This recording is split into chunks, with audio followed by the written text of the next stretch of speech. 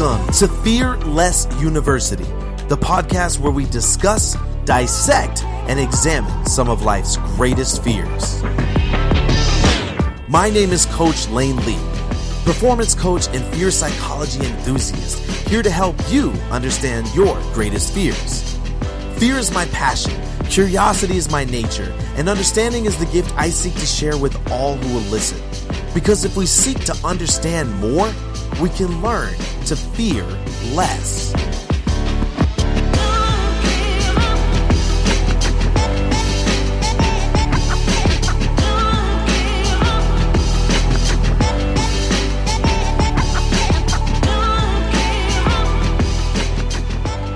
Happy Valentine's Day and welcome to another episode of Fear Less University. Each episode, I feature a new guest who lends their special brand of wisdom and expertise to help me unlock the mysteries of fear. What we discuss is not an exact science, but in all things, we seek understanding. Because it's not about being void of fear, but instead, understanding more to fear itself less. You guys, as you can probably tell, I'm getting over a cold, which is why my voice is so seductively low. But it may be a little difficult for me to get through this intro, but dadgummit, I'm going to do it because I love what I do and I love this podcast and I love you guys for listening. So here we go. Listen, if you're listening on Spotify, be sure to share this episode to your Instagram stories and tag me at Coach Lain. Let me know you're listening and what you think. If you're on iTunes, please take a moment to rate and review the show. By doing so, you're helping our placement and ranking in search results. And if you're already subscribed, make sure your notifications are turned on so you know the moment a new episode drops. You guys, I do this podcast out of a love and passion for understanding and to add value back to the culture and to people's lives. So all I ask in return is that you rate, review, subscribe, like, and share these episodes if you find them helpful or entertaining. Doing so will help increase our ranking in search results, which will, in turn, at least in theory, help more and more people who need this information find this podcast. Help me touch the lives of millions of people around the world one day, helping them to understand more and, in turn, fear less. The friend zone. Everyone knows what it is and dread being placed inside of it. For most, it means the death of any hope of a romantic relationship, especially with guys. But riddle me this. If being your partner's best friend is something most mature, long-term couples strive to achieve, why is being friended at the beginning of the relationship so dreadful? And why, if being in a romantic relationship wasn't meant to be anyway, do we forfeit any possibility of friendship out of fear of being friend-zoned? Why is it that for some guys, the friend zone is only reserved for those deemed asexual, unattractive, or for those who identify as homosexual? And why is the friend zone for so many men a direct correlation to the caliber of their manhood and masculinity? Now, we don't get to answer all of these questions, but we do explore many of the complex aspects of this very male-centric phenomenon. And that's not to say that you ladies don't also deal with a fear of the friend zone. So, back to help me in this exploration is my friend Steph G, creator and host of the What I Love About Men podcast and men's relationship expert. A cool little side note, we actually appeared on each other's podcast for this Valentine's Day, talking love-related fears. So head on over to iTunes and search What I Love About Men, episode 47, to listen to me talk with Steph about the fear of intimacy. But today on The Fearless You, Steph and I try to define what the friend zone is and why so many guys fear it. We explore the difference in value that men and women place on friendship. We discuss the importance of actually being your partner's friend and why it's important for us to start teaching young men the significance of friendship in their early relationships and why being friend zoned is a deal breaker for so many guys. You guys, this is a great episode.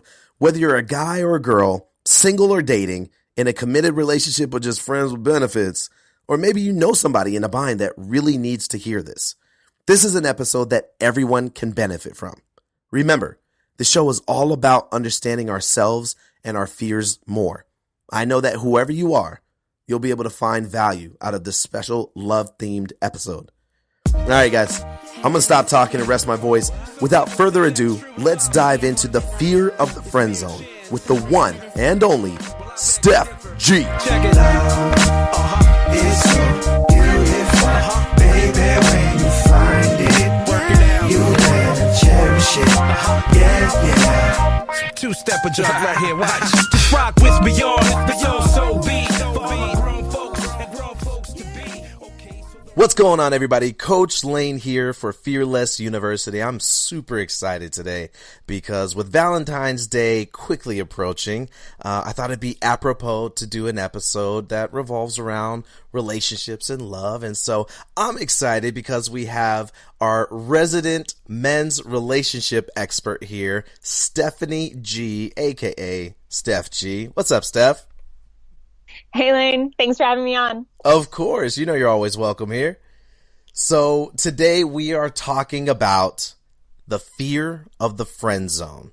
And if you guys have been following, you know that I have been researching and diving into this topic of masculinity, redefining masculinity, what it means, and how can we start thinking about it differently to start to mend or repair or fix some of these issues that, you know, unfortunately or fortunately, depending on how you look at it, pop culture is starting to call toxic masculinity. But how can we start to understand ourselves better? Because, you know, if you listen to the show and you follow the show, we're all about understanding ourselves and our fears better. So today we're talking the fear of the friend zone and how to understand that better. How can we outperform this fear of being friends in our relationships and not worry so much about the implications of what that might mean? And Steph, you told me you got some good stuff. You got some good material for today, right? Yeah. And I polled my audience on Instagram, who are primarily male. So I have a lot of guys who responded to why they do fear the friend zone. And it's interesting. So we could dive into some interesting reactions from actual men. I'm excited. So let's get started. But before we dive in, I think, and you'd probably agree, I think it's important that we remind the listeners that psychological fear is subjective. You know, on the surface, a lot of our fears, psychological fears, can seem similar because they manifest themselves in similar qualities. We're all humans. We all operate under the same function. So, of course, on the surface, our psychological fear is going to appear similar, but the deep down nitty gritty as to the why of your fear can be subjective. So please understand that we are approaching this subject from a more general standpoint. It's really cool, Steph, that you got like actual feedback from your followers. So we're going to really get to hear some of these subjective reasonings behind the whys of this fear, this particular fear. So let's have you kick us off, Steph. What is, let's define this. What is the friend zone, and why do you think so many guys fear it?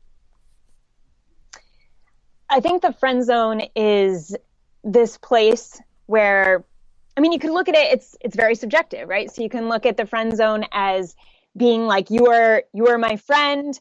I love spending time with you. I really care about you. Right. I'm really glad that we're together, that we can spend time together. I trust you. You know, there's a lot of good qualities that tie into friendship, when generally speaking. And then there's the friend zone where it has the negative connotation of, okay, well, you don't want anything more than a friend. You don't want to be romantic with me. You don't want to be sexual with me. And I think because of looking at it from that negative place, a lot of men feel this rejection of being rejected sexually, right? And for men, sex is powerful to a man because, and to women, but it's a very, I think for men especially, it's very much like a dig at the man. It can become a personal dig if you reject him sexually, because then you're rejecting most of his manhood, like what makes him a man. I think that men all have this innate behavior and way of thinking in terms of, I need to procreate, right? Like we come into we're born into this sense of, okay, men need to spread their seed, like make more men and women, you know, more of their genes. And that's the innate behavior of a man. Whereas women don't like come here and we're like, our innate feeling is not babies make babies, you know, like as much as we're not tied to it as much, I think. Right. So I think that when it comes to it depending how you look at it, right? Like some men are in relationships and they do want friendships with women, and it's a beautiful thing. Some men are in relationships with women. They have a great friendship and it's an amazing thing. But there is also the aspect of that rejection of sexual intimacy, and then the back burner is like, well, you could still be my friend. It's like the second option. It's not like I care about you this much. It's like I don't really care about you that much, is I think how a lot of men think of it. Yeah, I think a lot of guys look at it from the standpoint of it has to be either or. And you know, I've talked to some of my friends about it, some of my male friends about it, and I know, you know, I have a close friend where he and we always had, we determined a long time ago that, you know, growing up, we always kind of had this hero complex. And I think that that's what a lot of guys have. You always want to be somebody's hero, whether it's your, you know, somebody in your family, it's your spouse or your partner, maybe it's your kids, but you know, you have this desire to be this larger than life figure and a hero. And I think that when someone tells you, I'm not interested in you in that way, it makes you, not what they're saying, but it makes you feel like it's a dig at your capability of being that hero or being able to fulfill them in every way that they require. And so you feel like it's this insufficiency on your part where you're not able to fulfill their every need, and that, I guess, by definition, would be what a hero is able to do. You know, not that every man has a hero complex, but I think that being enculturated as being providers and the hunters of the family and the protectors, if you feel like you can't fulfill every need, you feel incomplete or insufficient, you know, in some way. So I think that that's a big part of it too, where it kind of it feels like it's a dig at your manhood, I guess, or just your essence of being. But I think that a lot of that also comes with the associations that we place on what being a man is, you know? Yeah. And I think today, like, as we were speaking the other day, Lain, like a lot of people are, and a lot of men are confused as to what, like, how should I be as a man today? Right. What is a strong man today? What is strong masculinity versus toxic masculinity? Like, what am I aiming for? What am I striving to be? So along with that confusion as well, I think it's even more so hard now when men are rejected, because, okay, I need to figure this shit out. Like, you know, like, what am I doing? And if they're rejected sexually, it's like, this is the one thing I know. It's like, I think a lot of men take pride just in the fact they have a penis and they can, you know, have sex, and they're good at having sex. So when that sex is like, oh, I don't want your sex, then it's like, okay, who am I? What capabilities do I have? What am I supposed to do? Well, I think that this is a great segue into the next question that I had, because I think that you hit, you know, the nail on the head, that men tie value to their sexuality. Yeah. Right? Their value as a man is directly linked to their sexuality. And I think, you know, this is getting way off topic, but you and I were talking about it the other day, why guys get offended when someone calls them, you know, gay or homosexual, or insinuates that they might be homosexual, because they're directly linking those two things, value and sexuality, or sexual identity. So I think that what you were saying is a great segue to this question, which is what is the difference in terms of value that men and women place on friendship? I feel that women are more, I think for women, friendship is more important. I think the first female humans would collaborate, right? And take care of each other's kids, and would do favors for each other. And it was very much about reciprocation. And actually the female brain has a much larger area for reciprocation because of the way we have grown as a species. So that's why I usually explain things like, with a woman will do things for a man, and she's more likely to expect him to do it, to give it back in return, because of the reciprocity center of her brain. And the man doesn't have that big of a reciprocity center, and it's not like such of a focus. Right. So he will receive from her, and instead of thinking I should give back, he thinks like, oh, I deserve that. Like, I did a good job. Right. So because he doesn't have as big of a reciprocity center. So that's why it's important for we to, acknowledge the fact that they want something in return. And, for men, like, we want to kind of, that's where effective communication comes in with gender intelligence, knowing the difference between the brains. But like, this goes back to women being in those groups and being used to relieving stress through conversation and venting with other females, and doing these things together and feeling bonded, because that creates oxytocin. So women are more likely to build that oxytocin and serotonin with friendship, versus men instead are more likely to do it on their own and not really share so much. They more just want to solve the problem, like solve the issue themselves, and then feel good about solving the issue, right? And then relaxing with their buddies and like rebuilding their testosterone after they solve the issue. So it's like not so much of a need to innate need, what I'm saying, is to express themselves with other men and talk about feelings and vent about stress, because it's not like their typical go-to to relieve stress. So I think that's a main one. Do you feel that for men that is more of an encultured behavior, or do you believe that is biological, or do you think that it's kind of like not 50-50, but do you think that it's a shared explanation? What do you mean what do you mean shared explanation? In terms of defining, why is it that guys share less and find, that resolve in being able to just, solve a problem, move on, relax, and hang out, as opposed to the way that women would are more inclined to share and, emote and kind of find that mental relief through sharing. Do you think that that's something that we reinforce through our enculturation, or do you think that that's more biological? Because you were kind of going over the way that the brain operates differently in men and women.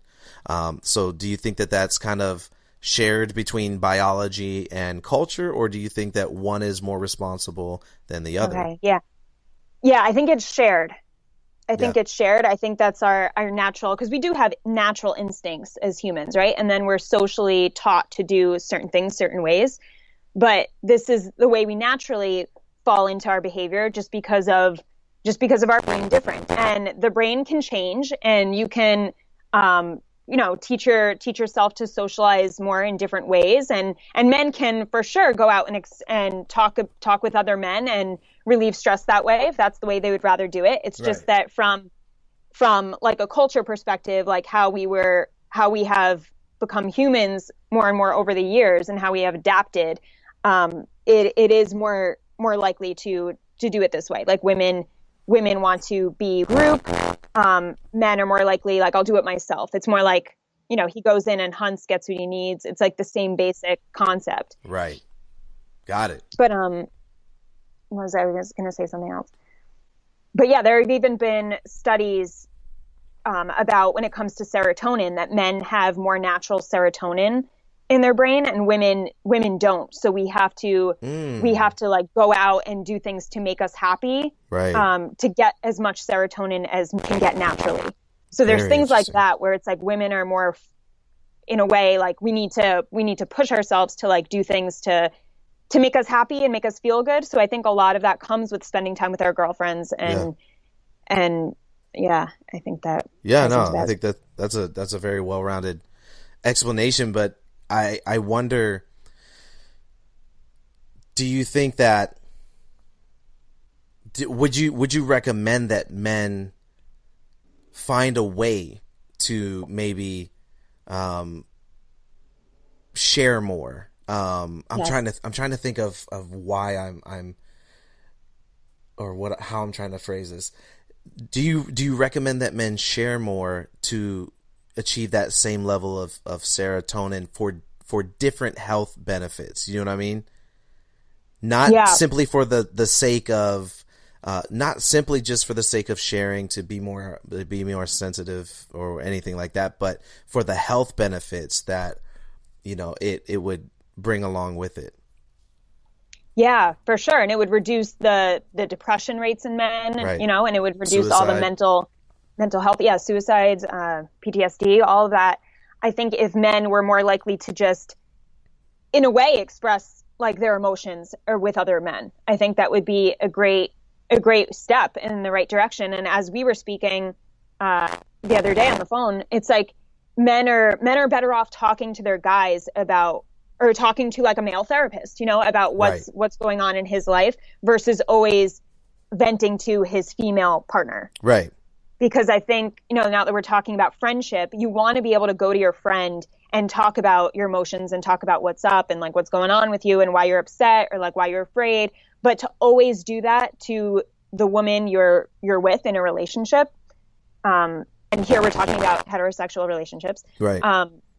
Then that can put a lot of stress on her, because as you were saying, men want to be the hero, men want to be the leader of the family, and that's their instinct. And if a woman wants her man to be that, then she feels a little worried when he comes to her with all of his emotional stuff. Mm-hmm. So there's a time and a place to share those emotions. They should be shared between you and your partner, but not, I think, like for men to have like a different way of distress to other men and like just talking about it with other guys who've been through the same shit is much healthier than always going to his wife, no matter how much of friends they are. Like, I don't think all of his emotions should be dumped on her the way that she dumps them on him. Mm-hmm.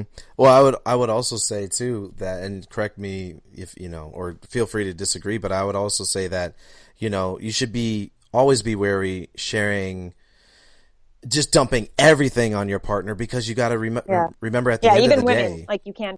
Right. Yeah. At the end of the day, that person loves you more than anything, and they want you to be happy. They want you to be healthy. And they really, you know, we want to take problems away from the other person. And so, you know, you just got to be careful, because at some point, it's just going to cause you both to worry so much.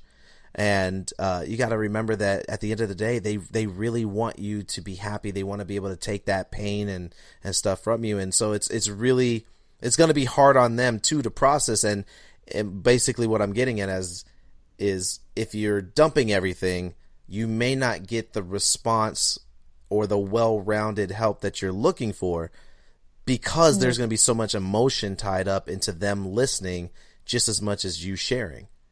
Yeah. You know? And then a resentment can come out of that, and other negative things that shouldn't play a part in your intimate relationship. Right.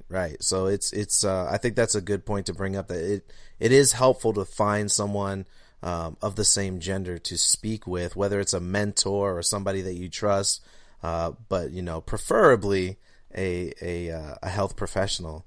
But you know, honestly, I've tried the health professional route myself, and I think I told you this last time, or the first time we spoke on the phone, and it was not the best experience. So I know that it's not going to be the same for everybody. You may try therapy for the first time and find a great person, or it could be like me, where you find, you know, somebody who's checking their watch every 2 minutes to see, you know, when your session is up. So you just really got to be diligent about seeking out the right person that is the perfect fit for you and the struggles that you're going through. Yeah. And what's crazy too is I know that so many men want to be in groups with other men and hear that they're going through the same stuff. But at the same time, once they are in that arena, then they're more likely to go into competition mode. Yeah. Yes. And that's what's it's like such a struggle, because I actually have men who I'll be on the phone with a guy and I'll be like, oh my God, I have a client who's dealing with this exact thing. And the guy will say, can you please hook me up with him somehow? Like, can I get his cell number just so we could talk about this? It would be really great to hear another guy, like, his perspective and like what he did to get out of it. Like, right. And I was like, oh my God, yeah, that's awesome. So I would give the number, you know, and I try to, you know, respect each other's confidentiality always. But if my client is down, then I'll give him the number and they'll be like, yeah, sure, I'd love to help him. You know, and guys are so wanting to help, but at the same time, when I try to push more group coaching and get guys all in the same like Facebook group or like on the phone at the same time. It's like, no. Like I'd rather just one-on-one. Yeah. Isn't that weird? It's weird. It's like they don't want to admit that they want to be in a group setting where it's like, I want to know that I'm not the only one dealing with this stuff. Well, and this is why I think the actually discussing and diving into masculinity, I'm really glad that people have started to take a much closer look at this, because it's really complex, because a lot of it defies natural human behavior. You know, like, that's the for guys to be in competition with each other all the time is natural, but to the point where you're trying to outdo someone else's suffering is a little extreme. You know, but I think that a lot of the competition also stems from the lack of understanding of self and not knowing that it's okay, or not feeling that it's okay to share in the first place. You know, so when you get those guys in that group setting, they're going to feel really weird, and they're going to resort to their default setting, or they're going to fall back to their default setting, which is, you know, it's going to go from competition being, I'm going to outdo your emotions, and you're actually going to go back to default, which is, I'm just going to outman you, which a lot of guys think is, you know, stoicism and being as withdrawn as possible. Oh, man, that doesn't affect me. You know, I don't ever have to deal with that.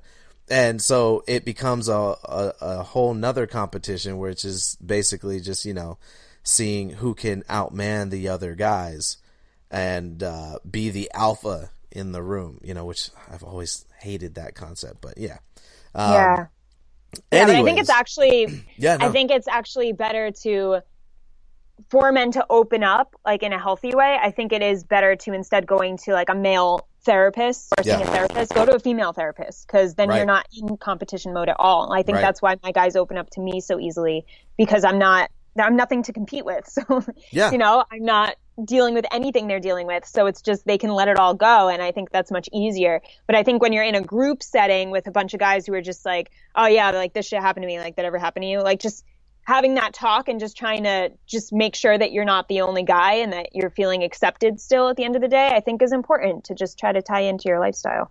I completely agree. And I think that, you know, you got to remember too, that if your issue is fear of intimacy or opening up, you know, I'm speaking strictly emotionally at this point, but if it's a fear of intimacy, like emotional intimacy or opening up about your feelings around other men or with other men, then going to a male therapist may actually work against you, if that's something that you're not receiving help from that male therapist to understand that it's okay, and here's how you're going to go about understanding why it's okay. You know, so definitely if you have an easier time talking to women, then, you know, go ahead. But I think that that's male or female, that's there too, is that a lot of guys are just afraid of being judged for being emotional by men, by women. And so I think before you go and expect someone else to fix you or fix your problems, be open-minded enough to understand that there is a problem in the first place, and that you need to, you know, one of my favorite sayings, get comfortable with discomfort. Learn to get outside of your comfort zone to grow, to, you know, open up your mind and expand your worldview to understand, like, wow, there may be another way of understanding this, and the way I've been going about it has been all wrong. And that's, I think, to me, that's the first step in true bravery, is understanding that you don't have it all figured out and you aren't Superman, and that you do need help, and asking for help is way manlier than pretending that there isn't a problem in the first place. Yeah. Being real with yourself and just owning your shit. Being real with yourself. I was listening to the School of Greatness podcast the other day, and Jason Wilson, who is the author of Cry Like a Man, was on there, and he had this term. He has some good terms, like, you know, acronyms and things. Like the other day on his Instagram, he he had an acronym for thug. You know, like how he said growing up in the 90s, it was all about living the thug life. And he said he didn't understand what that meant until, as an older man, he kind of conceptualized this acronym. I really wish I might have to look it up while we're here. But yeah, it was just a really cool way of understanding it. And it basically was saying that, you know, the whole idea of a thug is a person who is walking around in pain and they've made trauma their lifestyle. You know, like that's how they view the world, that you're just expecting to experience trauma all the time. But anyways, what I was going to say is, on the show, he had a term, comprehensive manhood or comprehensive masculinity, which I thought was really cool, because he was saying his definition of a man is being what you need for the people, for yourself and the people in your life when it's needed. So it's not always being stoic. It's not always being tough. It's not always acting like there's no problem. It's being vulnerable when you need to be vulnerable. Kind of like what you were saying on the phone the other day. You know, being the protector when you need to be the protector, being tough when you need to be tough, being, you know, silent, being diplomatic. It's all these different things, because manhood is complex. And so I think that it's, you know, I think that's what was so cool about that term, is that he was, you know, this exploration of manhood is like you were saying about the Gillette commercial the other day, how a lot of people were kind of looking at that negatively, because they were saying, well, this is implying that all masculinity is toxic. Yeah. You know, instead of saying, no, masculinity can be toxic if not dealt with, just like anything, you know, femininity can be toxic if you don't deal with the issues that you're struggling with, or you're not challenging the conventions that your society and your culture are placing upon you. Because let's not forget, culture is not just mainstream. It's religious culture, ethnic culture, gender culture. You know, it's all these different things that are kind of trying to define you. So comprehensive masculinity, I really liked that term, because I think that, I think that that's really how we should be looking at this, from a place of understanding, in terms of self-definition and self, you know, an understanding of self. And then moving forward, understanding, yes, for me to be a man is for me to be a comprehensive man. That's what masculinity is, you know? I love that. I wanted to bring up how, you know, we were talking the other day about this, how this whole subject of the fear of the friend zone is ironic, because when you are in a mature relationship, you know, something that has had time to grow, you know, I've been with my wife for, we've been married for 3 years, but we've been together for 11 years, going on 11 years. So we've had plenty of time to work through, we've grown up together, and we've had plenty of time to like really work through the issues that a lot of relationships go through. And coming into this relationship, I would define myself as kind of a typical guy, even though I had atypical qualities. But for the most part, the issues that I had were very typical male. I was very insecure about my masculinity, and so I would try to manifest it in, I would say, toxic ways, you know, with a lot of presumption, a lot of anger, which was not just from my masculinity, but that was definitely from me not dealing with certain emotions, you know, and frustration. And frustration. There was sexual frustration, you know, just from insecurity and lack of confidence. So all these things were kind of like working against us. And so you and I were talking about how a mature relationship, friendship is usually the goal, to get to a place where you can say, yeah, my wife or my husband, my partner is my best friend, and be proud of that fact, and not feel like using the F word, the friend word, means that you are incomplete, or the insufficient is not the word I'm looking for, but you know, that you're not good enough. but the flip side of that, the ironic side, is that when you're getting into a relationship, it's the exact opposite. You may think you want a friend, but really you fear that friend word. And that's really, I guess that's really what we're talking about today, is that part of the relationship. When a relationship is new and you're pursuing somebody that, a person of interest, why is it that we are so afraid of being someone's friend? So I wanted to ask you, is it important for men to understand how friendship can be more important in a new relationship than being idealized by his love interest? I think it's important for men to set, I think the tricky part is like when to set a boundary. Because especially starting the relationship, you don't want to always start in this place of, I just want you to see me as a friend. Like, you want her to see you as a potential lover, at least, right? So it's tricky when a lot of guys who are insecure with their own sexuality or not really good at flirting, like they're not the most confident, so they don't flirt and they don't give any signs. And then women don't read the signs. So they just assume, okay, well, he's not sexually into me. So I guess we could just be friends. Or the woman is just not feeling any desire for her.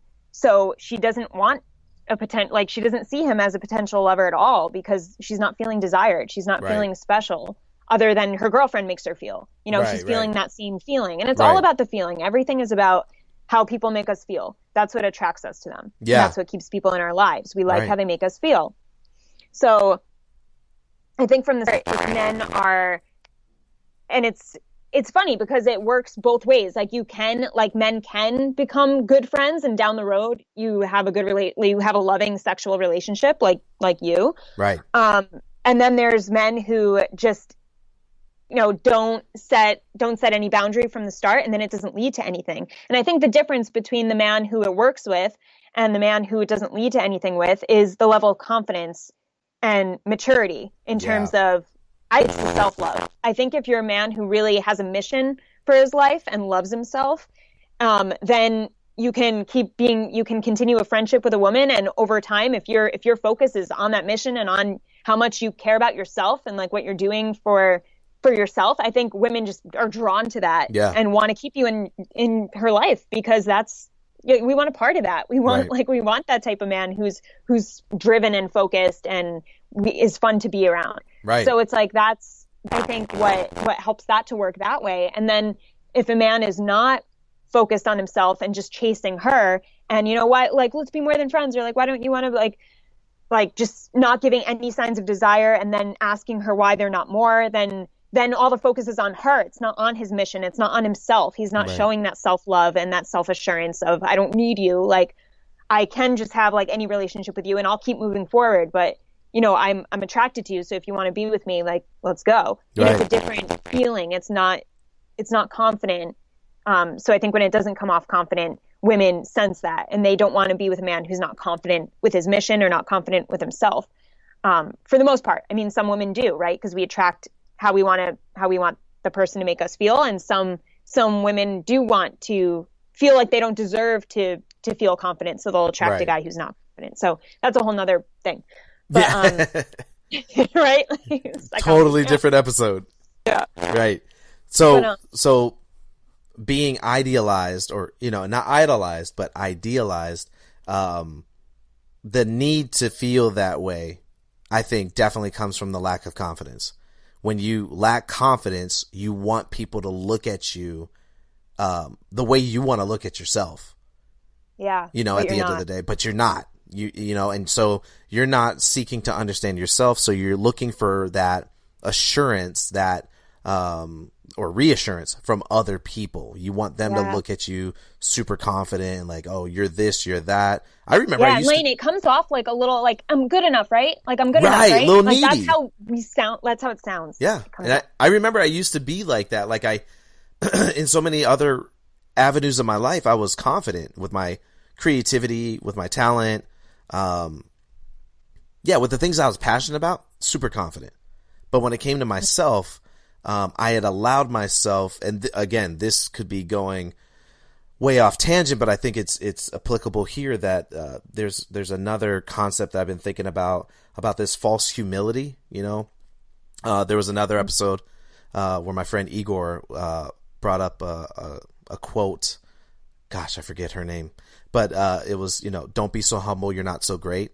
You're not that great. I think that there is this fallacy that we can fall into where you try to be humble, and then pretty soon you get to this point where your humility becomes like self-deprecating, where you intentionally hold yourself back from greatness because you've lost your confidence in very important areas, namely that part of yourself where you look at yourself in the mirror and you're like, man, you're a great person. I feel like a great person, and I value. Like, you have to value yourself. You have to be able to look in the mirror and say, I value you for all of the good qualities that you have. And for the not so great qualities, there's work to be done. But, at the end of the day, you have all of this to offer the world. So I definitely think that it's I agree with you when you were saying that it's important for guys to not, like, if you're seeking an intimate relationship and you're only giving out signals that you want to be friends, that will work against you. Yes. But if you're bypassing friendship simply because you lack confidence and you're seeking to be idealized instead, that also works against you. So I think that it's important to find, maybe the question should be, how important is it to find the balance between confidence, I guess like confidence and friendship, or I don't know. Maybe I lost that somewhere along the way, but anyways, go ahead. Well, I think it's really important to have that balance, but even more so go in with the understanding that even if you are your most confident and you are giving her as many signs as you can in terms of sexual attraction, she still may not be sexually attracted to you. Yes. Because chemistry is a real thing, sexual chemistry, and if it's not there, and if she's just simply not attracted to you physically, then you have to keep moving forward and not take that so personally. Because although it can feel very personal, it's just the fact that, there's 7 billion people on this planet. Like, we're not meant to attract every single person we bump into or go on a date with. That'd be a very messy planet. What? I said that'd be a very messy planet, Yeah, exactly. Like, if it did that way, oh my God. Like, oh my God. Super drama. Yeah. But I think that's important, because that's exactly what led me to this episode topic. I was watching a show, and this guy was like so afraid of being considered this girl's friend. And I was thinking, dude, she's just not into you. And why is that a bad thing? Like, I think the toxic part of that perspective, what am I trying to say? The toxic part of that perspective from the man side is that you're looking at this like a conquest. You're looking at her like something that you will win at the end of the day, or you're going to win over, instead of saying, no, this is another human being with her own emotions and feelings and freedom to decide who she wants to love and reciprocate love with and, be interested in. If that's not me, maybe instead of looking at it like, oh, I lost, because so many guys will say, oh yeah, I got friended and we stopped talking. Mm-hmm. And it's like, so you are telling me that you are now missing out. Let's say it didn't go messy, because more often than not, it got messy because you were trying to force something that wasn't going to work in the first place. So it got messy, or let's say it didn't get messy. You said you're not talking to another person who you could say is just your friend, who could potentially be there for you in ways that you need in the future, or you could vice versa be there for them. But you're saying you'd rather miss out on that opportunity simply because completely within her rights, she wasn't into you. So she's now you're taking that a step further and saying not only, like, you're reciprocating in a negative way, because you're saying not only, I'm trying to think of how I'm saying this. You're basically saying you're not good enough to be my friend because I wasn't good enough to be your lover. And it seems so, not just negative, but it's petty.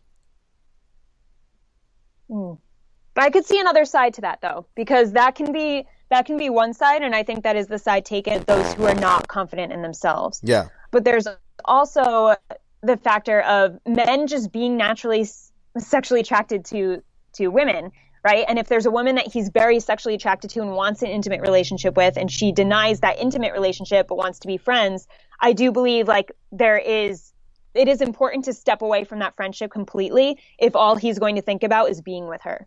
Great because point. I think that can be torturous to a man. I mean, I don't know. I'm not a man, but I assume so. If your intention, if like all you really want is like you crave intimacy with her and you just really want to be with her because you really care about her, and she just, you know, doing all the friend things and talking about other guys, it's like that could be painful and that could be emotionally damaging. So I think it's important for men to have a good idea, like, what do I want? And I think, you know, you said, what's the importance of the balance? I think the most important thing is knowing, like, what do you want right now? Do you want female friendships? Like, can you handle female friendships at this time? And then you're just doing your thing. Or are you specifically looking for an intimate partner in which these female friendships can get confusing and can play with your heart and you know, mess with your mind a little bit? Yeah. And I know for me, it's very hard for me to just, you know, if guys just approach me randomly and like we don't have, not approach me randomly, but like approach me in, I guess, like an attraction setting. And then they say, oh, we could just be friends. I'm like, I'm 27 years old. Like, I'm a 27-year-old woman. I'm not looking for guy friends who like, I don't really have any, like, anything in common with. Like, I'm just meeting you for the first time and you're obviously into me. Like, I'm not trying to like lead you on in any way and just be your friend. Yeah. But if I meet men at like a networking event and they're into coaching and they're really into psychology and they're studying the brain too and they're really into health, and we start building this, you know, rapport through our skill sets and our passions, then I'm more likely to be like, oh my God, he's a friend for life. Like, I could be friends with him. And if he's down to be friends, that's a friend right there. And it's a very healthy friendship. Yeah. No, that's a great point, because I agree. I think that it is emotionally damaging if yours is strictly a physical attraction. There has been no time to really like get to know the other person, which, let's admit, takes time. It's not just like, oh, we went on 3 dates or something like that, you know? But yeah, if that's your sole focus, then, and she's not into you or vice versa, then yeah, I agree. Then that would be the healthier option, would be to create that distance and just kind of step away from it. So I think that's two very valid sides of the same coin. You know, you could have the same, on the surface, the same situation where, you know, he or she is not into you, and so you stop talking to them, but it could be for different reasons. But I think that your illustration is a much healthier reason. I think that, you know, in my case, you know, what I was outlining, if you're getting to a point where you're just walking away because you feel like your manhood or your masculinity was insulted or something like that, you know, I definitely think that you should look at it from a different perspective and say, hey, maybe she just needs a friend. Maybe, you know, we get along great. Maybe that's all I want too.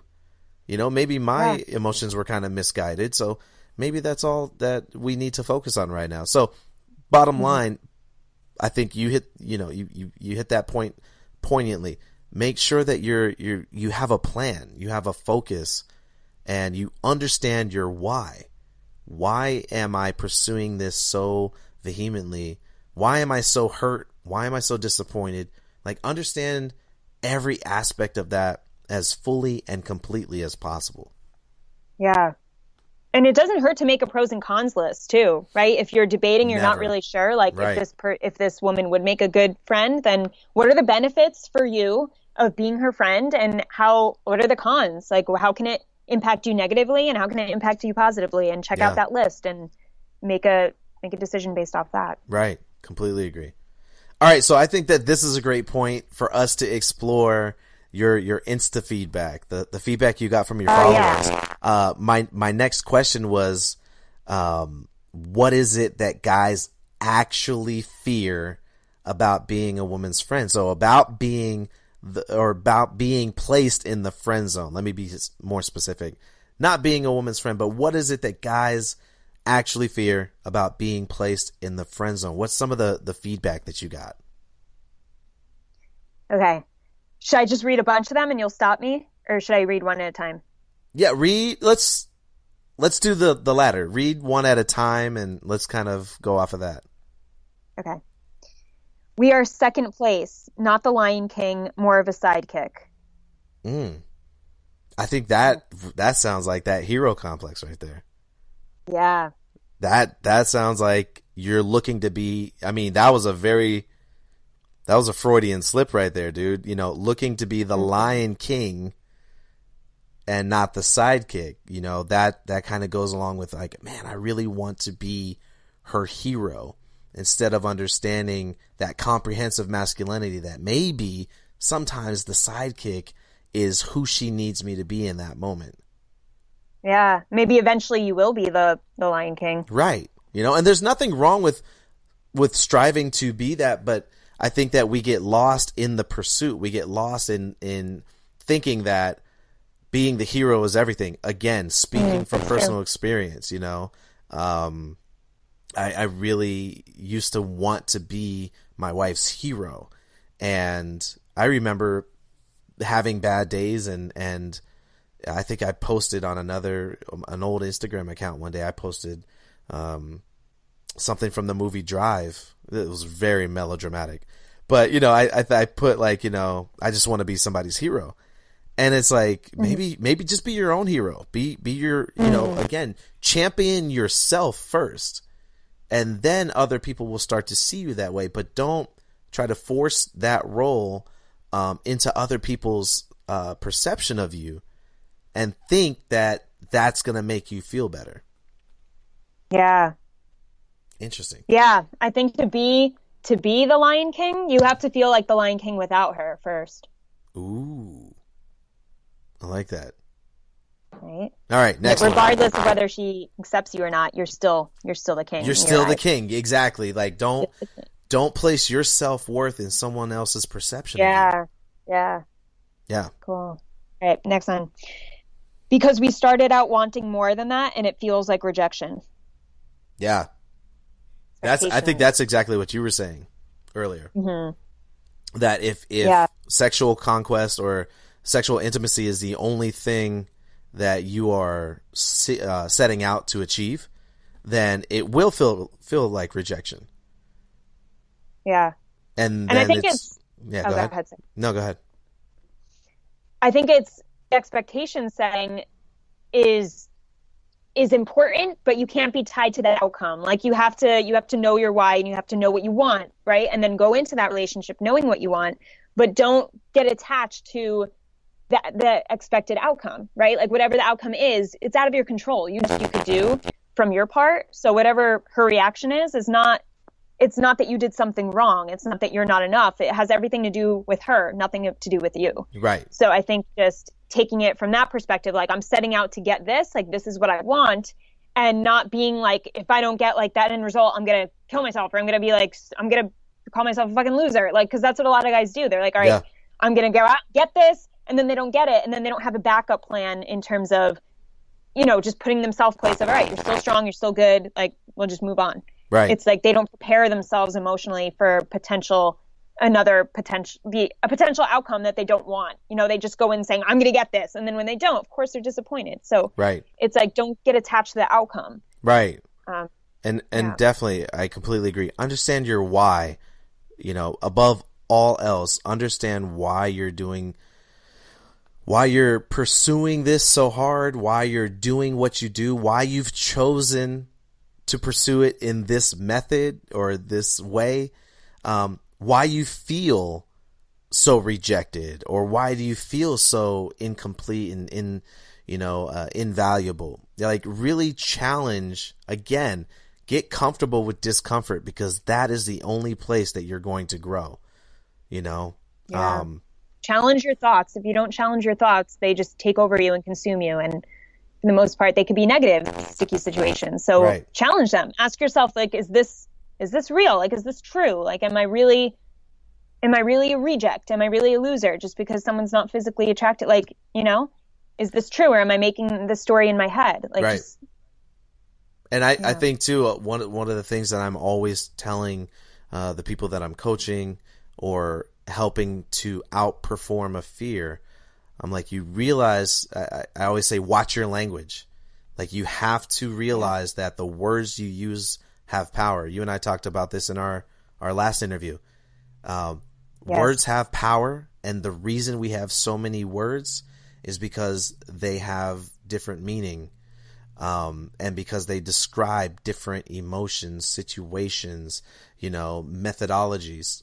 We have different words for a reason, and I think that in our limited understanding, we make synonyms out of words that are never meant to be used as synonyms, or maybe conventionally they have over time become synonyms, but originally, if you look at the actual like root of the words, they were different and have different meanings. Yeah.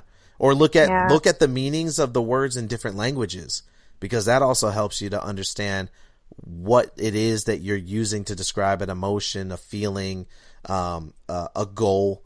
Like, really redefine how you are telling yourself something or telling yourself to do something. You have to really challenge it. I had a girl last night that said, I need more power in her tumbling skill. And I said, what is power? And she kind of looked at me like for a second, like, oh. And I was like, I'm like, how do you define power? Then she was like, strength. And I was like, not necessarily. Maybe in another context, but in this context, power is, the way I look at it, it's speed and grace. You know, that's what's going to generate power. So yeah, I definitely think that, you know, changing the way that you are describing your feelings, describing yourself, or describing your goal will also help you to understand yourself better, because I think, especially as men, we use a lot of competitive and conquest orientated language in the things that in the way we describe our world.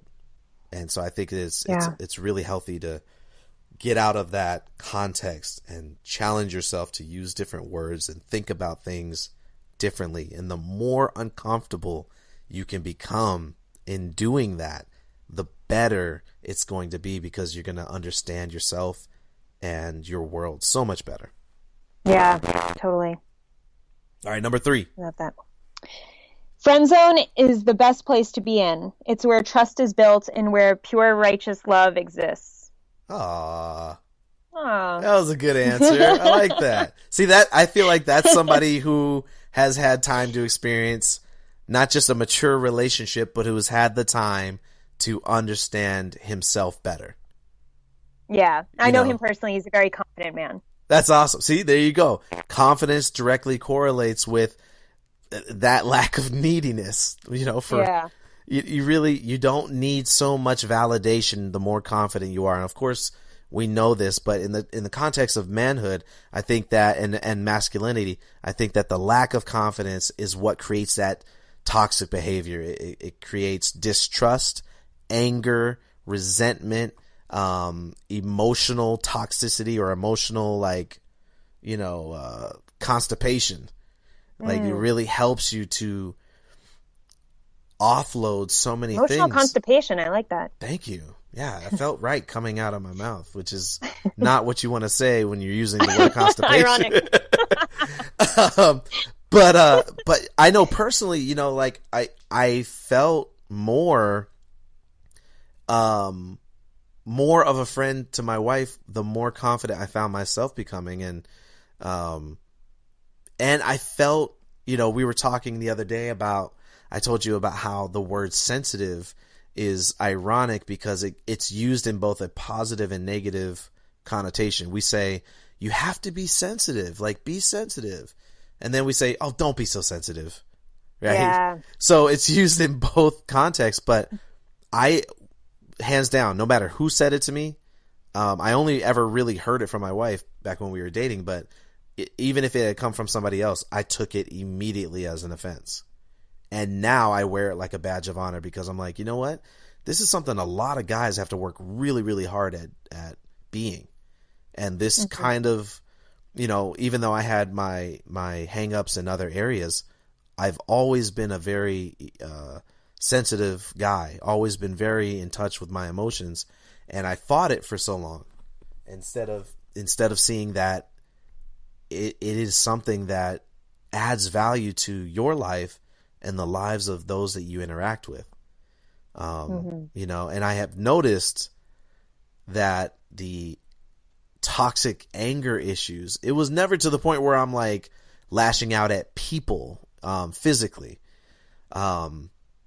But it was definitely where, you know, sometimes I would erupt verbally at somebody, or I would take it out on inanimate objects sometimes. I'd kick a freaking, you know, door or, you know, hit something. And then I'm like, okay, so you're just hurting yourself, but you're also scaring the people around you. But what is the real issue, you know? And it definitely came from a lack of confidence, a lack of self-understanding. And, you know, we've all heard the statistics that suicide rates and violence against other people's is mainly caused or mainly done by males. And I think that a lot of that comes from that lack of confidence because it breeds so many other toxic emotions inside of us. So anyways. Yeah. And it's the most successful suicides are from men, but there's much more attempts by women. Oh, interesting. And that's because, it's because women feel like they're able to talk to people about things. Yeah. So we'll naturally go and talk to our friends, and then of course, or seek help, and then they'll help us out of it. But men are made to not go and talk, therefore they just do, and then that's unfortunate. But that was a great comment. I liked his comment, and I think that that's a great. So far, these 3 comments are great because they kind of are showing and affirming everything that we've been talking about so far. You know, that there are many sides, many complex layers to masculinity, manhood, and the male perception of love and friendship. So, I think it's really cool. Okay, how many more do you have? A couple more? Yeah, I have like 10 total, but I'm just reading the most interesting ones. This one's funny. This one is, his response is, "That's the problem. I don't. Haha." So that's the problem. He's too comfy in the friend zone. That's so funny. He's like, yeah, I'm fine. I don't fear the friend zone. That's exactly where I want to be, nestled in the friend zone. And there's nothing. The problem. He's trying to seek a romantic partner, and he's not afraid of the friend zone, so he keeps just falling into the friend zone and not attracting anyone sexually. Got it. So maybe he needs to be more afraid. Yeah. You know, I think it's interesting because there's, and this is the thing that I want to get to, the point that I want to get to more than anything is that there's nothing wrong with the friend zone, and the fact that we had to put a label on it and make it something negative says a lot about male culture. You know, that a lot of it is tied to, as I was mentioning at the very beginning, a lot of it is tied to our manhood, is tied to our sexuality and our sexual identity.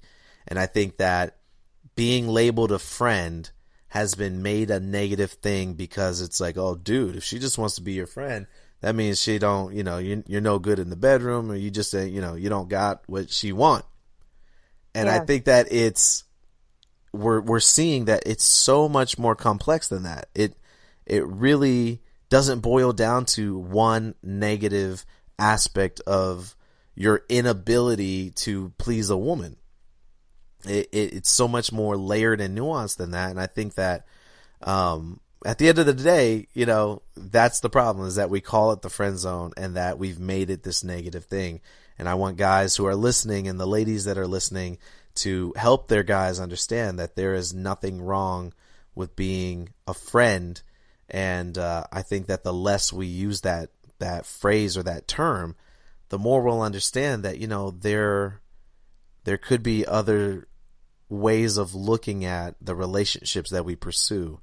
And you can think of it as like stages. Like is the first stage before getting into something that's seriously committed and trustworthy and intimate. Yeah. So I think, you know, I like to think of it as like, and this is funny because I remember I randomly thought of this right now, being in my college dorm and living with my best friend the first year of college. And I remember looking at her and saying, I don't think I said something like, you're my best friend right now. Like I could never cheat on you. Like I could never like lie to you. Yeah. And then it's like looking at her and like how close we were and how bonded we were. It's like, this is what it must feel to be like, I forget like how I said it, but I was just like, I can never cheat on you. Like, I just felt like so like she was my person, yeah. You know? And I'm like, this is what it must feel like to be with someone like intimately, but also have like the intimacy with it. But It was just like such a strong friendship. And I think it's like when you do have that strong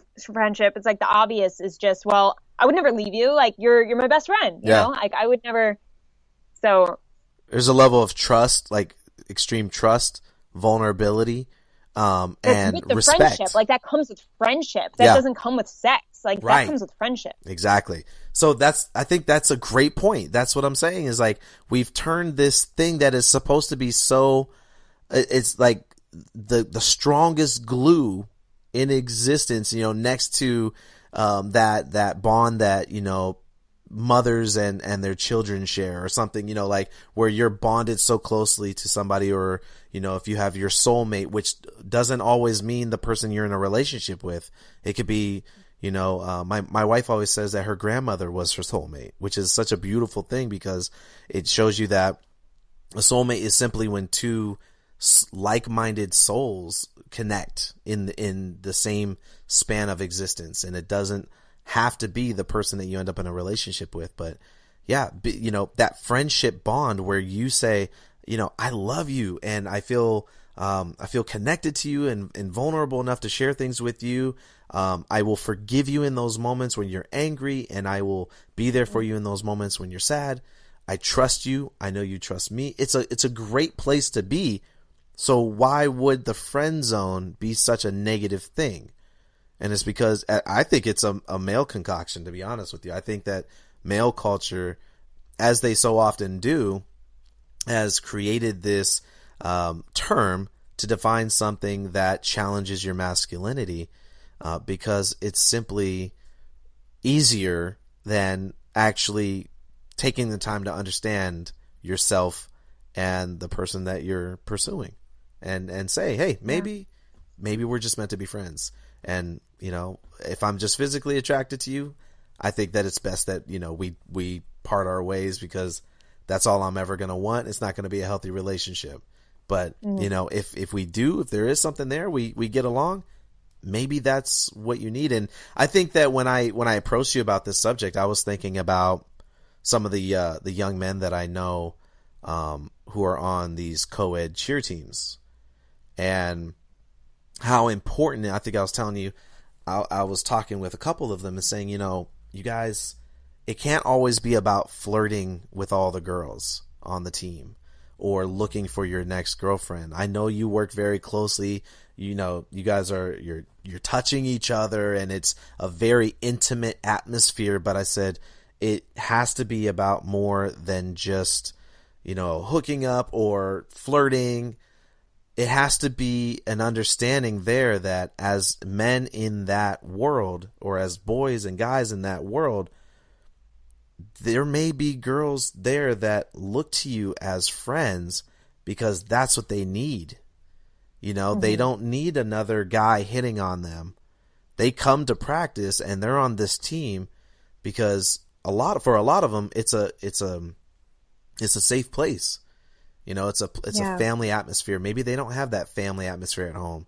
Maybe they don't have a great relationship with their dads or brothers or whoever's at home. So here, they get to experience that in a positive way. And so I said, you guys got to be mindful of that, because you don't want to take that from them, and you don't want to rob yourself of that opportunity to understand that kind of a different kind of a intimate relationship, where it's an emotional intimacy and it's a level of trust that you may not experience again in your lifetime. So, yeah. Anywho. Yeah. Now that you mention that, I think if guys were more inclined to go to certain meetings or events, like based around a certain, skill or hobby, and meet women that way, I think they're more likely to work up from friendship to intimacy versus going to a bar and then she flat out like rejects away, because at a bar setting, it's more like, I want to get intimate right away. Right. Like that's just, so I think the environment depends on it, has a huge, is a huge indicator of how it's going to play out. Like in a bar setting, it's more likely she sees you come hit on her and she's already like putting herself in that safety place of like, okay, no, like we'll get him out of here, or like I'll sleep with him and then not sleep with him. Like it's more like the sex is expected, and then they're like, say like, no, I don't want to have sex right now. No. But if you work up to it in a setting where she's comfortable, like you're saying, like some women go places to feel safe and just be around men and feel safe in that place and not feel like they're going to get hit on.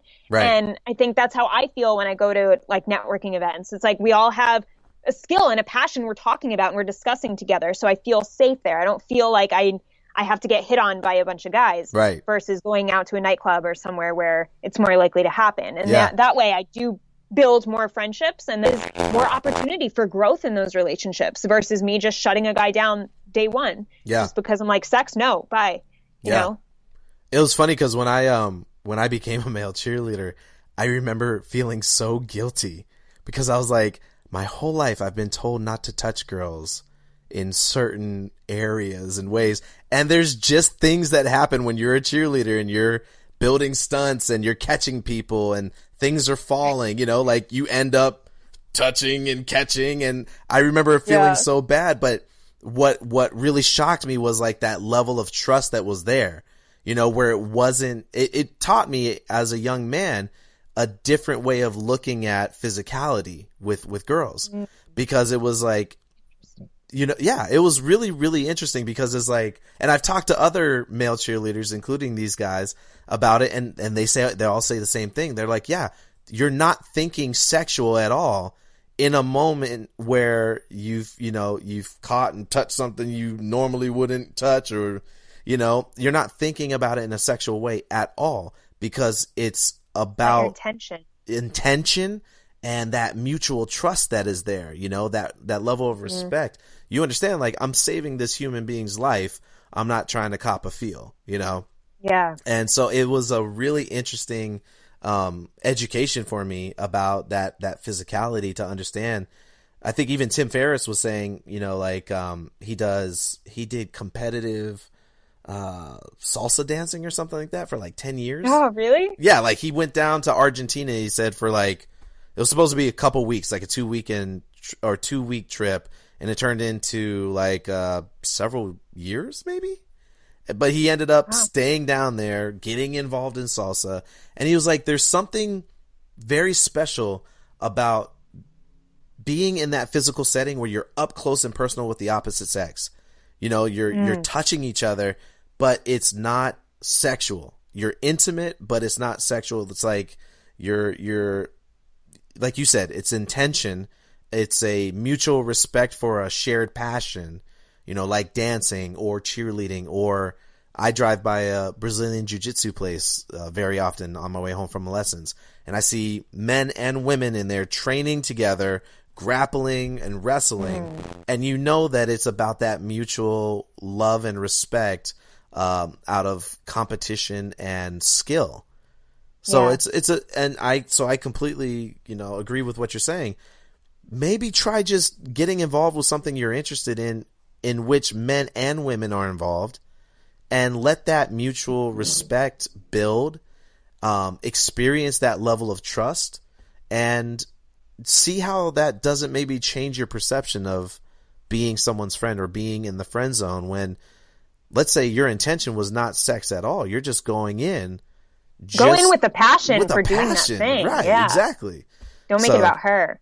Yeah, exactly. Don't, and again, it's that watching your language. Don't make it about a conquest, like, oh, I gotta get that girl. I remember saying stuff like that one, oh, I'm gonna get that girl. Like, she ain't yours to be got in the first place. Like, she is a person, but that's how dudes are. That's the language that we grow up hearing and developing. And you really gotta change the way you look at things. Like, women and girls, let's say that there's girls out there that are looking at men like that. You're like, oh, he's going to be mine. Yeah. Like we're not objects to be had on either side of the table. At the end of the day, like, we are people, that should be respecting people, respecting each other, and respecting the choices that the other person is well within their rights to make. It is a choice for them to accept you into their lives and love you and yada, yada, yada. It's not their obligation. So. Yeah. Anywho, let's move on to the next comment. Maybe this will be our last one, since I seem to go off on extreme tangents on every. They're good tangents. Yeah, at least they're meaningful. Okay, this one. It's not really a fear. The friend zone only works when both parties genuinely appreciate each other. Huh. That sounds like it's coming from another very confident man. Yeah, I don't know him too well, but I know, like, he's very well spoken. He's very respectful. Like, yeah, from what I know, meeting him through Instagram. And it's not to say that, like, guys who fear it are not confident. Yeah. I think it's just the negative connotation that society placed on the friend zone. Like you said, it's about the words and, like, what we hear when we think friend zone. And women hear that too. Like, we feel that too. It's like when we're friend zoned, because we are as well. It's not just guys. Yeah, right. We're in the friend zone. It's not, we don't think of it, my immediate reaction of, like, being friend zoned is bad. It's like, oh shit, like, I'm not pretty enough, or I'm not smart enough for him, or I'm not good, and it's, now I don't think like that, but I think just based on society standards, that's, like, the initial thought process is taking you through that those negative words in that negative place. Yeah, for sure. I wanted to move on to the next question, which I think is kind of what I was saying, like, what I want everybody to really take home from this episode, which I think has been great. A lot of great points have been brought up and kind of, like, reiterated and driven home. So I want to thank you so much for adding your specific brand of expertise in this area, where you're coming from a standpoint as a woman who works with men on their relationships. I think that it's just phenomenal. It's a perfect fit. So thank you so much, Steph, for just, like, I just acknowledge your expertise and thank you for adding that to the show. Thank you. Yeah, but the question I want, or the point that I want to drive home, is that I think that the friend zone issue starts very early in development. And I think, especially nowadays, it's something that, young men and women are hearing, boys and girls are hearing from a very early age coming up, just because, it's 2019. There's very little left of the veil of secrecy, just in the society. Like, kids can learn anything they want on their smartphone with very little supervision. So, but why is it important for us to start teaching young men the importance of friendship in their relationships? And how do you think this will change the dynamics of their relationships in the future if we teach them these values earlier? That's a great question. I think it's important just to build effective communication with women and start that young through friendship, because the only way you're going to improve your communication skills with the opposite sex is if you have friends. You're not just going to hop from one intimate partner to the next. And if you are, you're not really understanding who they are as a person, because that's a different type of relationship. Right. So I think starting friendship early and making that important to just understand her perspective. Like, young men have to understand how young women think more than they're aware of now. You know, I think it's and that's why there's so many communication problems today, is because men were not taught from a young age, like, understand her point of view, and allow her to and for women, understand his point of view and where he's coming from. Right. And I think that does come with deepened friendships, because when we care someone from a place that's just, you know, I love you and I care about you, and we want to understand people when we love them and care about them. Right. Exactly. And so I think there's so much, it's so important. It's so important for young men to start looking at it from her angle and think, like, how is she feeling when you do this? How do you think she feels about it?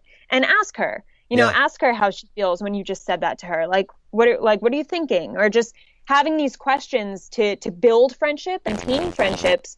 And then once these men grow up and get in relationships, they're more communicative in their relationships. They don't have a problem discussing, like, daily things, like daily thought processes with their intimate partner. It's like much easier to just talk things out. Right. It's much easier to solve problems. And at the end of the day, it's like, you're my best friend. I love you and I care for you. So I want to know how you're feeling. I want to understand you. And with more understanding and more effective communication comes more love and more intimacy and more trust and more bonding and more laughter and stress-free living, because when you understand where someone is and they understand you have each other's backs, and you can't really go wrong.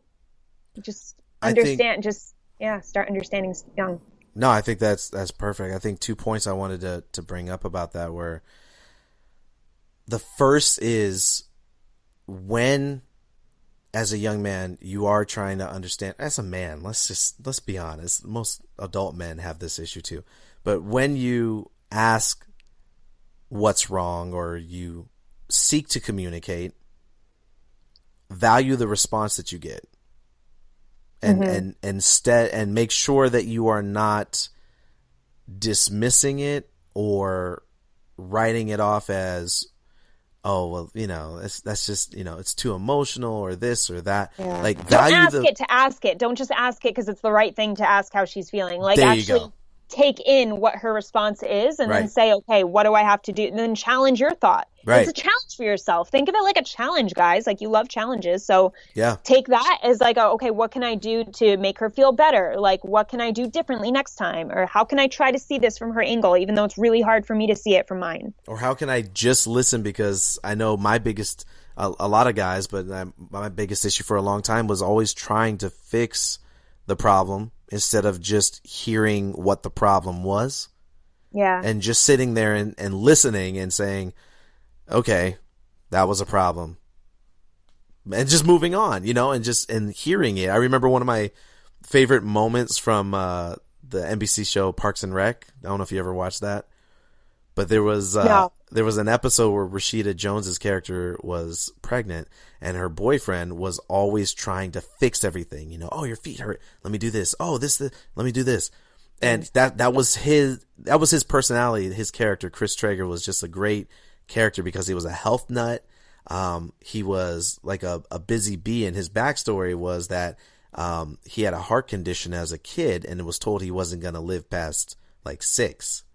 And so when he did, he just embraced life, and every moment was a gift and just a challenge for him to live it to the fullest. So when that started carrying over into his relationship and trying to deal with her pregnancy, it started to get annoying when he just wouldn't listen to the problem. And so he was talking to another character, Aziz Ansari's character, and Aziz said, dude, sometimes you just gotta agree with whatever she's saying. Like, just try to empathize. Like, instead of saying, how can I fix it? Just say, that sucks.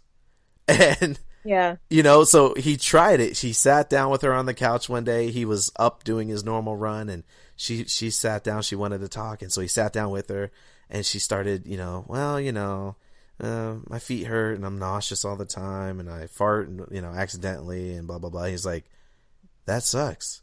And she was like, yeah, that does suck, huh?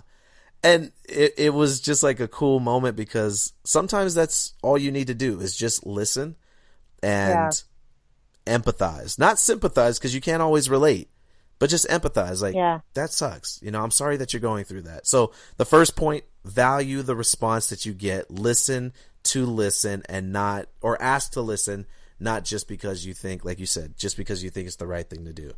And then on the flip side of that, I was going to say, because I have heard, working in so many high schools, I've heard girls walk around and when they're getting into issues or tiffs with, some guy, they'll tell them, well, be a man or man up. And they're adding fuel to the fire of misunderstood masculinity.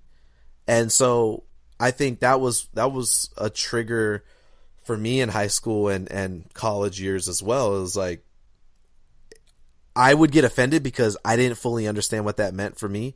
And a lot of guys don't understand what man up means. They don't understand what be a man means because, again, it's a comprehensive masculinity. It's a complex, layered issue. And so being told to do something that you don't fully understand by someone else who may not fully understand what that means can be frustrating. And so it doesn't lead itself or lend itself to, constructive communication. So I would say, both, there's 2 points to that I think that are really important. Guys, ask to listen, actually listen and value your responses. And girls, make sure that you are not, furthering, adding fuel to the fire of the misunderstanding of manhood. And what that might, all that includes. Yeah, because this, whatever is toxic around masculinity and whatever is toxic around femininity, we contribute to it. We all contribute to it, right? Yeah. And we have the power, both of us, men and women, have the power to stop this and put an end to all the toxicity and start a new, fresh beginning with effective communication. So it's up to all of us. We all play a part in this. There's no one side is better than the other. We're all doing this together. So just keep that in mind and try to do your best to promote the response that you want. Exactly. I completely agree. Well, Steph, this has been an amazing time together. Before we head out, tell the people where they can find you on social media and how can we support you? Yeah, you can find me on Instagram at Steph Ganowski, StephGanowski. I'm in Instagram. I pretty much live on Instagram. I'm always there in my stories. I also constantly. I also have a podcast. It's called What I Love About Men, and the podcast is on Spotify and iTunes. So I post episodes every Tuesday and Friday. And besides that, to apply for my coaching, you can just go to my bio in my Instagram, and that has my coaching and my podcast right there. So awesome. That's pretty much my stuff. Sweet. And I know that you guys, our last episode with Steph was on this podcast as well as hers. So make sure you go over there and like her episodes as well. I'm sure this episode will also appear over there. So make sure you go over there, listen there as well, like it over there, and be sure to subscribe to her podcast and follow that so that we can support the entire community and everybody that comes on the show. Steph, this has been great. Another great episode. I truly appreciate it. I think moving into February, this is going to be a great episode for everybody that's looking for love advice and how they can change the quality of their friendships and their relationships. Yeah, love it. Thanks so much, Lain. Yeah, thank you, Steph. There you have it, guys. Another episode is in the can. I want to thank my special guest, Steph G, for coming back on the show and talking about the fear of the friend zone with us today. You guys, if you enjoyed today's episode, please grab a screenshot on your phone or wherever you're listening to this, post it to your Instagram stories and tag me at Coach Lain and tag Steph at Steph Ganowski, Ganowski. and let us know what you thought about the episode and if you enjoyed it. Share it with your friends. Again, we seek to add value to the lives of people every single day by helping you to understand your fears and yourselves better. You guys, thank you so much for tuning in. Remember, if we seek to understand more, we can learn to fear less. I'm Coach Lain. Happy Valentine's Day. I'll catch you on the flip.